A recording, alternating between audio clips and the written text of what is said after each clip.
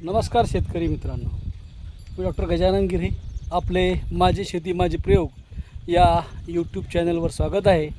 माझ्या मागे जे शेत दिसत आहे यामध्ये आपण 28-29 या 2 तारखेमध्ये हळद लागवड केलेली आहे. आणि काल त्यावर हळद लागवड झाल्यानंतर आपण एक तणनाशक फवारणी केलं आहे, प्री इमर्जिंग. तर बघूया हळद लागवड आणि प्री इमर्जिंग कोणतं तणनाशक फवारलं.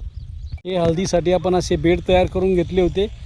या बेडवर जवळपास ताशाच्या साहाय्याने आपण हे असे 2 काकर पाडले आणि या काकरामध्ये आपण मजुराच्या साहाय्याने हळद लागवड केलेली आहे. हे गव्हाचं क्षेत्र आहे आणि यामध्ये मोठ्या प्रमाणावर गहू उगवलेला आहे. हार्वेस्टरनं गहू काढलेला होता आपण आणि बराच त्याने खाली सांडला. गव्हाचं काढ आपण जाळलं नाही, ते बारीक केलं रोटरनी आणि तसंच दाबलं तर आपल्याला समजते की गव्हाच्या मशीनने हे किती नुकसान झालेलं आहे.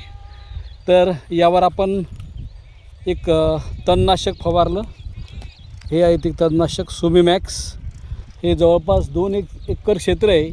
यामध्ये आपली 200 लिटरची एकच टाकी पडली तर आपण 2 डबे त्यामध्ये हे सुमीमॅक्सचे टाकले आणि त्याची फवारणी करेल. यामध्ये फ्लूमॅक्झिन 50% SC आहे.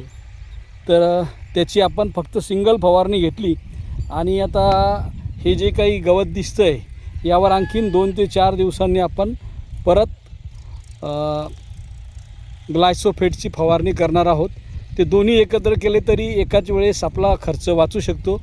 पण कधीकधी गवत पूर्णपणे उगवलेलं नसते.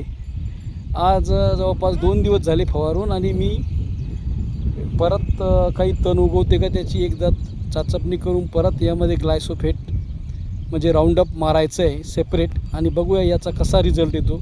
आपण त्याच टाकीमध्ये 1 लिटर जरी टाकला असतं तरी झालं असतं. आपल्या काय अनुभव आहे हे कॉमेंटमध्ये सांगा. कारण हळदामध्ये तण नियंत्रण करणं जेव्हा आपण बेडवर करतो तेव्हा आमच्या भागामध्ये निंदणाचा खर्च फार येतो. आपण कशा प्रकारे तण नियंत्रण करता हे कॉमेंटमध्ये सांगा. धन्यवाद.